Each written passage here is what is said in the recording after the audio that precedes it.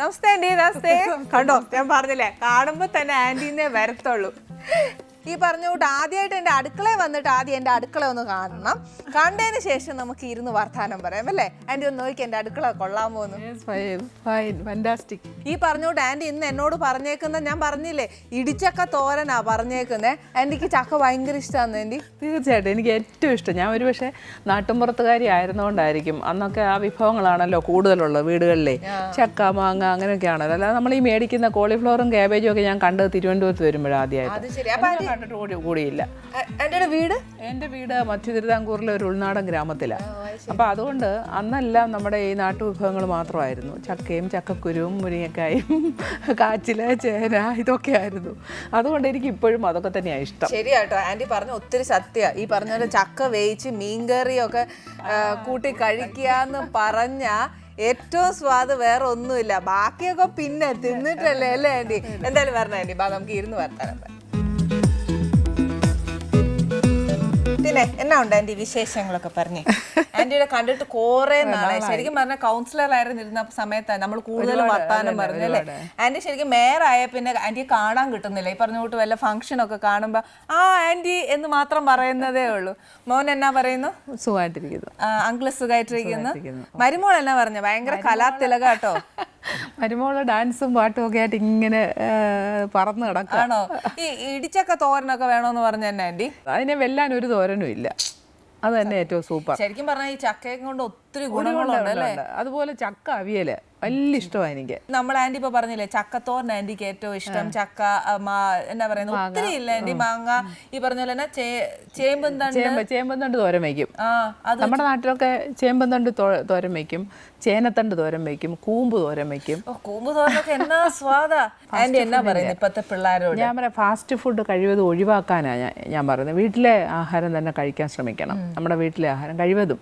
വീട്ടിൽ പോലും ചിലപ്പോൾ നമ്മൾ പാകം ചെയ്യുന്നത് അത്രത്തോളം ഈ എന്താണെന്ന് വെച്ചാൽ കിട്ടുന്ന അത് വെച്ചാണല്ലോ നമ്മൾ പാചകം ചെയ്യുന്നത്. ഇപ്പം നമ്മൾ ആട്ട മേടിക്കുവാണെങ്കിൽ മാർക്കറ്റിൽ കിട്ടുന്നതല്ലേ മേടിക്കുന്നത്, പൊടിയായിട്ടാണ് മേടിക്കുന്നത്. നമ്മൾ പണ്ടൊക്കെ ആണെന്ന വരിയിൽ ഗോതമ്പ് മേടിച്ച് കഴുകി ഉണക്കി പൊടിച്ചെടുക്കുമായിരുന്നു.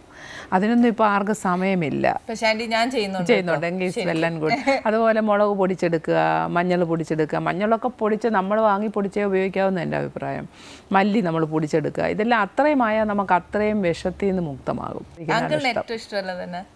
അങ്കിൾ ഒരു നാടനല്ല. കാരണം എന്താണെന്ന് വെച്ചാൽ പുള്ളിക്കാരന് ജനിച്ച വളർന്നൊക്കെ സിംഗപ്പൂരിലാണ്. അപ്പോൾ പുള്ളിക്കാരൻ അന്നേ ഈ നൂഡിൽസും ഇങ്ങനത്തെ ഒക്കെ തിന്ന് വളർന്നിട്ടുണ്ടല്ലോ.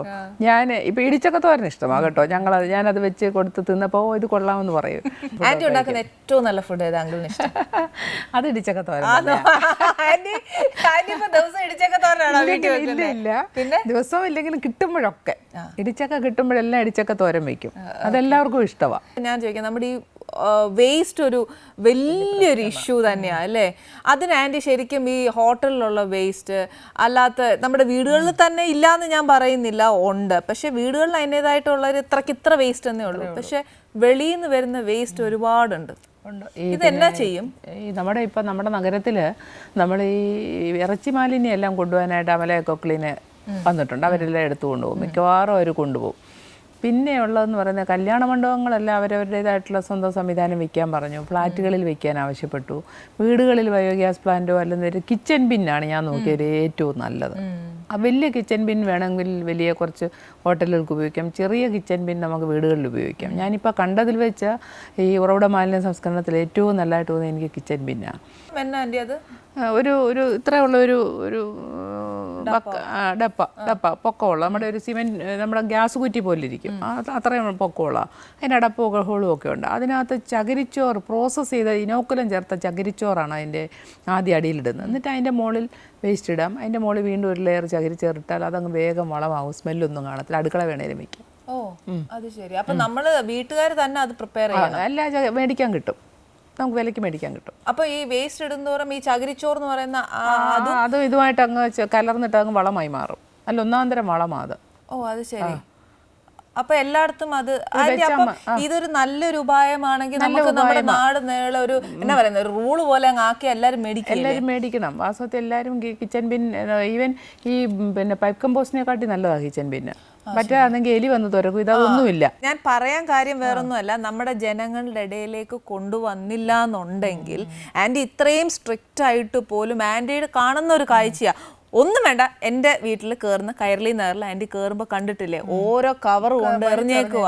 പക്ഷെ അതിൻ്റെ എതിരെ അത് അങ്ങനെ ചെയ്യാൻ പാടില്ല. അതിനെതിരെ വലിയ ബോധവൽക്കരണം ഒരുപാട്. ഇവിടുത്തെ നമ്മുടെ നാട്ടിലെ ജനങ്ങളെന്ന് പറയുന്നത് ഇവിടുന്ന് ഗൾഫിൽ പോയാൽ അവരനുസരിക്കും, പക്ഷേ തിരിച്ച് അവർ തന്നെ ഇവിടെ വന്നാൽ അനുസരിക്കത്തില്ല.